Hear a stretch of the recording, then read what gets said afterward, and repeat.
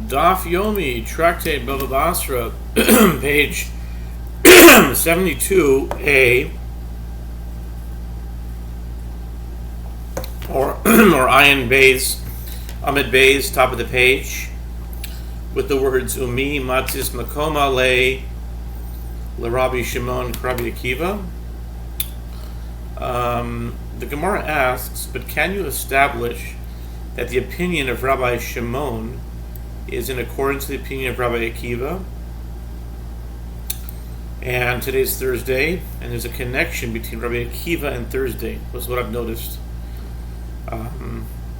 This occurred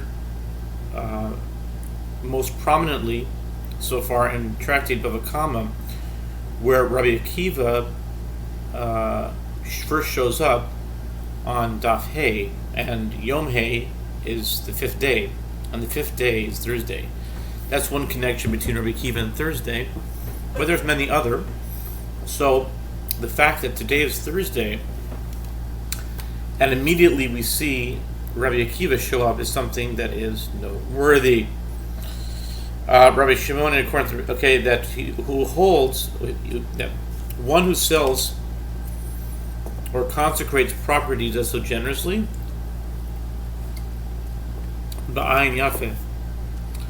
But isn't it taught in a Braita, v'hatanya hikdish shlosha ilanos imate esar leveso are hikdish es hakarka ves hailanos shebenehem lefichach eshu poide beis zerach hoimer zoirim b'chamishim shekel kasif. So they're attempting to challenge the fact that we might be able to establish that Rabbi Shimon is in accordance with Rabbi Akiva from this Braita, which states that if one consecrates 3 trees in a field where 10 trees are planted in an area required for sowing 1 se'ah of seed, a beit se'ah, he has consecrated not only those trees, but also the land and the young trees between them. Therefore, if this is an ancestral field of his, when he redeems them, he redeems the land and everything contained within it, according to the standard reestablished by the Torah, whereby an area fit for the sowing of a homer, meaning a core of barley seed, is redeemed for 50 silver shekels. Pakos mikan o yoter al kain o shigishim bazeh achal zeh hare zeh lo hikdish lo et hakarka velo et hailanois shebinehen lefichoch keshu poide es hailonois sheba shavehen. For some reason, reading the Talmud in that Israeli Litvish pronunciation really gives it a nice kick, a nice flavor, and somehow it empowers me to read it. So, oftentimes, what you'll hear when you hear the reading of the text, you'll hear what can be identified as the Israeli Litvish type of. It's a type of accent you'd hear like in Israelis that let's say are in Panovich or not just, I mean any Litvish yeshiva really, Mir or whatever. But if they're Israeli, they'll be singing like this. It's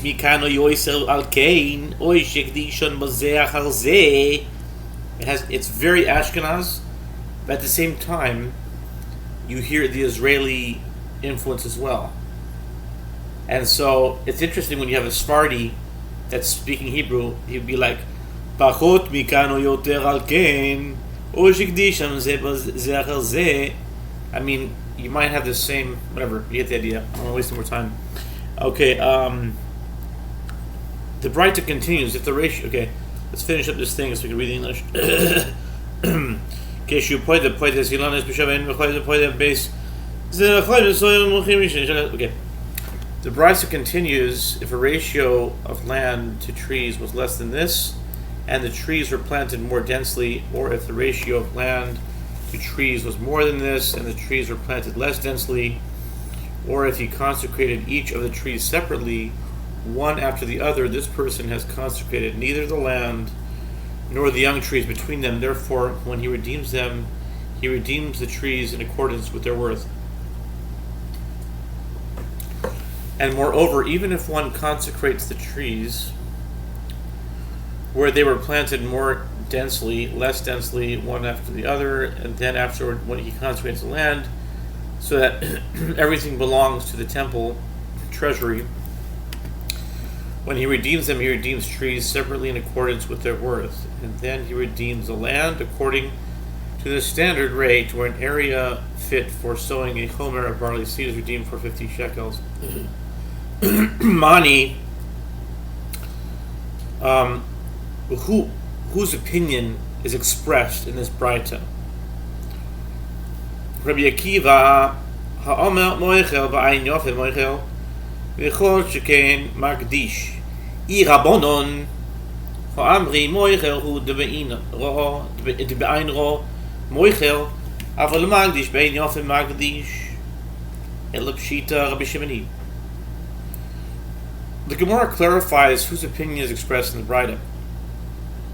If it is the opinion of Rabbi Akiva, doesn't he say that one who sells generously, and all the more so one who consecrates does so generously? This being the case, even if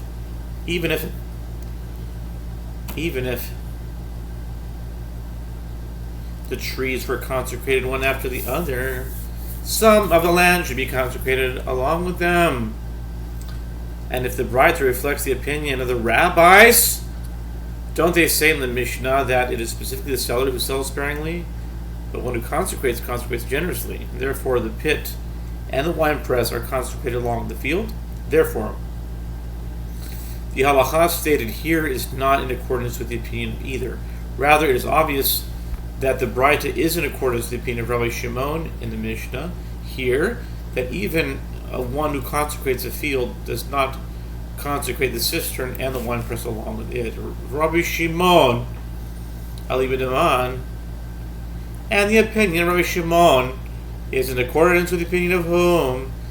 Eli B'Davi Akiva ha'amar moichel ba'ayin yofel moichel v'chol shein magdish ela pshita Ali B'Daman v'kasover Rabbi Shimon ki ech ba'ayin ro moichel magdish nami ba'ayin ro magdish.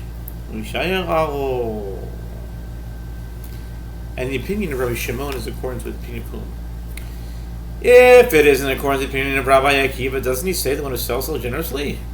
And all the more, so the one who consecrates does so generously? Rather, it is obvious that his opinion is in accordance with the opinion of the rabbis, who disagree with Rabbi Akiva and say that one who sells so sparingly. And Rabbi Shimon disagrees with the rabbis insofar as he himself holds that just as one who sells sparingly, one who consecrates also consecrates sparingly and retains the land around the trees for himself.